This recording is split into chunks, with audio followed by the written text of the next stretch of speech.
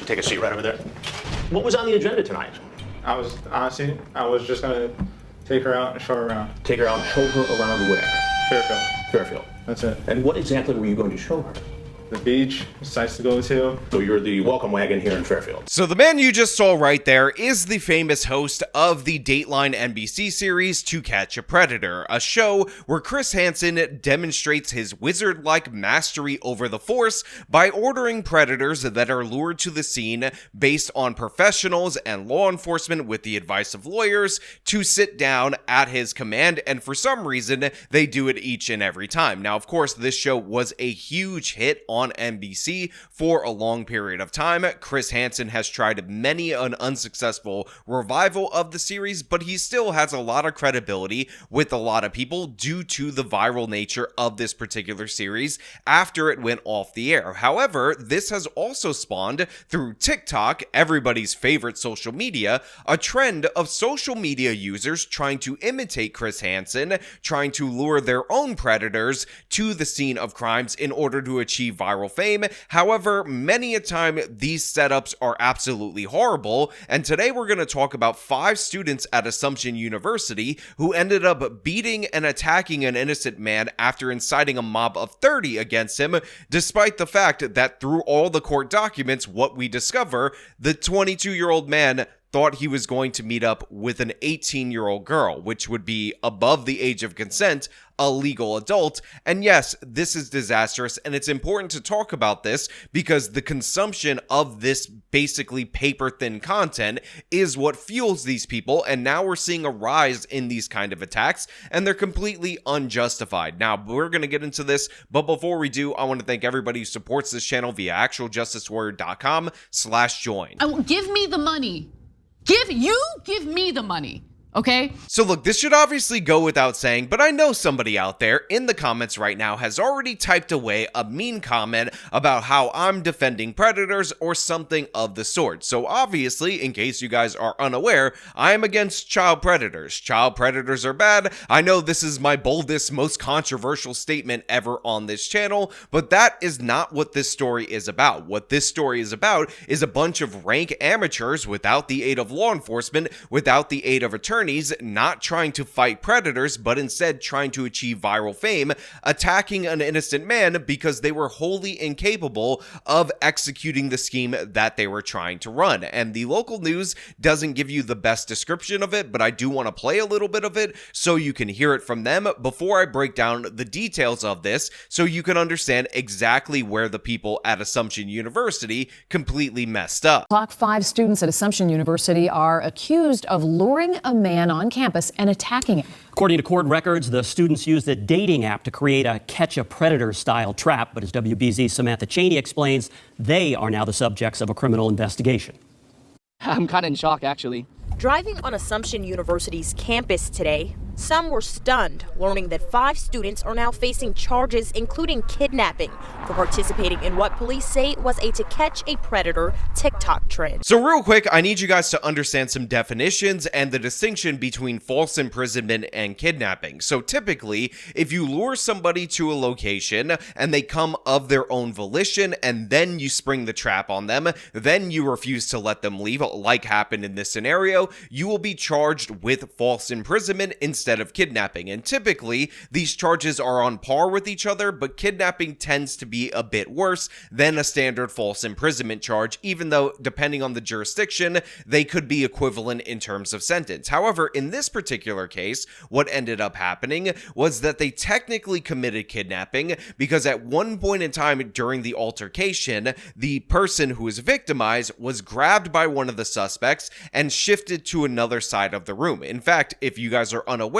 if you order somebody or force somebody into a different corner of the room, that is technically kidnapping under law, even though that is not what you think of when you think of kidnapping, because it's a forcible relocation of somebody through force or intimidation or coercion that qualifies as kidnapping. So that's one of the reasons why these guys are facing, and gals by the way, the serious criminal charge of kidnapping, but it actually gets significantly worse. On October 1st, using the dating app Tinder. Police say a man was lured to the Catholic school's campus by a female student.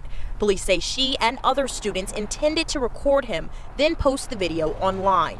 The victim alleges a mob of up to 30 people came out of nowhere, accusing him of being a sex offender. Police say surveillance footage revealed, quote, the victim is grabbed and restrained and subjected to a large group of mostly males blocking his access. Eventually, they say the victim is able to break free. So to make something 100% clear, I am glad that if there were to be a child predator in and around this particular area, the students at this particular university, again, aptly named Assumption University, have no tolerance for that kind of behavior. These are some of the worst criminals, some of the worst predators that exist in our country, that exist on planet Earth. But the fact of the matter is, this assumption by the students at Assumption University was totally based on the lies told to them by the 5 students involved in this scheme, and that's why they're facing criminal charges. Because when we go to an article that actually examined the court documents, one of the things that we find out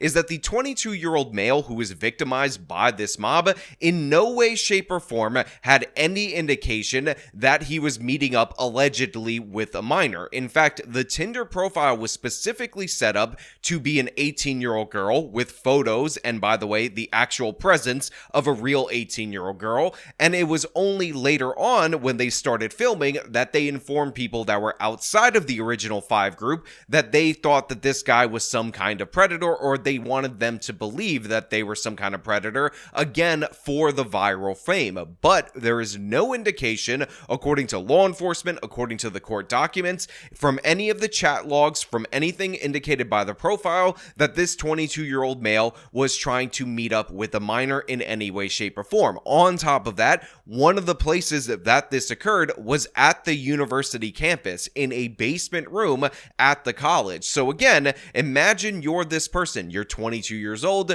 you stumble across a girl on Tinder, she invites you to meet up for a hookup, she says she's 18, you're meeting up at a college university, which again is not a high school in any way, shape, or form, so you have no reason to assume that this person is not 18. In reality, they happen to be 18, and then you're attacked and filmed and meant to be depicted as a predator because this 18-year-old wanted viral fame. Obviously, this is disgusting and inexcusable behavior. Obviously, this is criminal activity. And again, I will emphasize, obviously, this is rank amateurs trying to replicate the fame and sensation of To Catch a Predator by victimizing an innocent person. This whole community is so safe and protected. Like, that's something I would never expect from here. When they got outside, police say the victim was, quote, struck in the head and his motor vehicle was surrounded, kicked, and the driver's door is slammed on his head. Now, the police have seen surveillance video of this brutal attack. Obviously, they have also seen all of the documentation and everything related to the profile. And again, they have stood by the fact that there is nothing to indicate that this 22-year-old thought he was meeting up with a minor. But this is what happens when you incite a mob against somebody, and the mob believes it because you're accusing that person of one of the most heinous crimes. Again, this guy could have been killed. He could have been murdered by this group of people who would have thought themselves justified in their own actions in that particular moment, despite the fact that they were lied to by the 5 individuals behind this particular scheme, despite the fact that this was totally a setup and a poorly executed setup, because they didn't even find a person with intent of doing anything bad, with intent of doing anything but hooking up with an 18-year-old girl who was essentially sending him sexually explicit messages,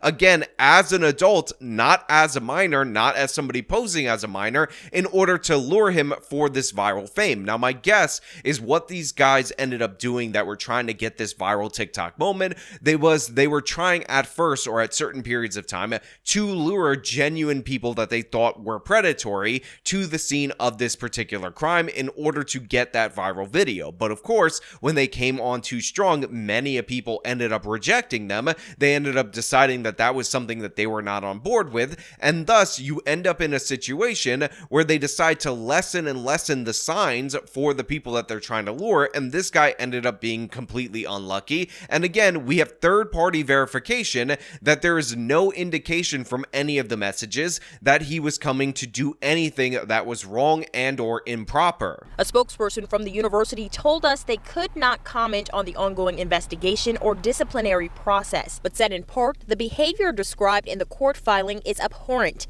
This incident highlights the very real harm that social media can inflict when it promotes dangerous and irresponsible behavior. Now, the university releases a standard statement because, by the way, they're likely to be sued over this by this individual. Where was campus security when this was going down? But they say that, in addition to their no comment on the specific circumstances, that based on the court filings, it shows us the dangers of social media. And look, I'm not somebody who tries to overhype the dangers of social media. In fact, this particular trend actually spawned from mainstream media, from network television, from Chris Hansen's To Catch a Predator. So there's dangers from the media and the perceptions that they give people around crime in general. But the fact of the matter is, there are 12,000 videos under this hashtag on TikTok. They seem to be getting ever more popular. I see reposts of these videos all the time on Twitter. I see them on Instagram. And the fact of the matter is, a lot of the most viral versions of these videos are completely staged, completely fake, but people who are watching them, who are seeking that viral fame, don't actually know that, so they end up engaging in these poorly thought out and poorly executed schemes that, of course, end up backfiring. The only consequence of this was that an innocent man was savagely beaten by a mob of people, and these 5 individuals ended up facing serious criminal charges and are going to have to deal with that and likely will be expelled from the university. Now, as for the mob, the police are actually being pretty chill about them because they're thinking about what would happen if they were in that position, or if somebody reasonable was in that position and they were told that this man was a predator, how they would react. And again, when somebody is a legitimate criminal, citizens do have the right to restrain them for law enforcement and use force if necessary, especially if it's a serious felony. And again, what was alleged about this person to this mob of people was that he was committing, or on the cusp of committing, or desired to commit one of the most serious felonies. So again, this is just a disaster. Please, amateurs, stay out of law enforcement situations. You don't have to manufacture crime, manufacture predators. Also, you can have virtue points to tell everybody that you're against the predators, you're against the criminals. Again, almost nobody is on the other side of that particular issue, with notable exemptions from far leftists and, of course, predators themselves, which can span the political spectrum. But everybody else sees these people as the disgusting monsters that they actually are, so they don't need you to virtue signal against, again, the most unpopular people in terms of crime. In fact, Philip DeFranco, for years, when he would never take a position on anything, would say something like, this might be controversial, but I think child predators should be lit on fire. Again, if Philip DeFranco, Mr. I never take a stand on anything, is going to have a harsh stance on something, you know that maybe 1% of the population is in support of those people and of their actions. Now, today, police told us that there is absolutely no evidence proving that the man chased off this campus was a predator. Today, I texted back and forth with that victim. He told me that he wanted to remain anonymous, but said that he is of college age himself. The 5 people accused of those criminal charges, including kidnapping, they're all expected to be arraigned in court later this month. So yeah, obviously for understandable reasons, the victim wants to remain anonymous. It is in communication with the reporters, but as I told you, the description of the reporter of college age is not specific enough, but the news article actually tells us that he's 22 years old, and there is nothing wrong with a 22-year-old dating an 18-year-old. In terms of age gaps, this isn't even all that crazy in what you would normally see, and I will remind you guys that I met my wife when I was 24 years old, and she was 19 years old, so that's an even wider age gap, and we were both in university at the same time. So yeah, I find this to be unconscionable, I find this to be ridiculous, and of course, it ends up distracting from the overall issue, or what it should be, in exchange for viral fame, which is, yes, we have problems with child predators in this country, and they need to be addressed, but this is not the proper way to do so. This way obviously backfired, and now 5 students are facing serious jail time because they don't know how to run the scheme that they were trying to run. But you know what? Those are just my thoughts. I want to know what you guys think down in the comments below. If you like this video, show them by leaving a like, subscribe for more content, follow me on my social medias, support me via the support links in the description of this video. This has been me talking about the absolute madness at Assumption University. Till next time.